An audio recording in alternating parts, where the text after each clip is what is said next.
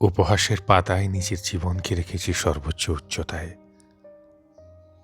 করুণ দশার বর্ণনা দিতে হলে সবার আগে নিজের জীবনের দিকে তাকাতে হয়, ভাবতে হয় এমন ব্যর্থতার গল্প কাঁধে নিয়ে আমি ছাড়া আর কে হাঁটছে।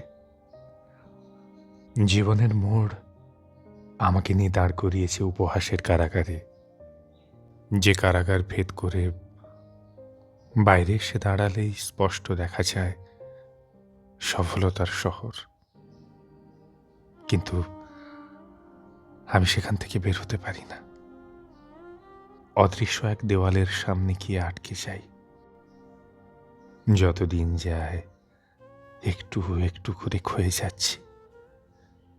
অথচ কথা ছিল সিঁড়ি ছাড়াই সফলতার ঊর্ধ্বস্তরে পৌঁছব। জীবনকে জানান দেব, চেষ্টা থাকলে ডানা ছাড়াও ওড়া যায় সফলতার পাখা দিয়ে।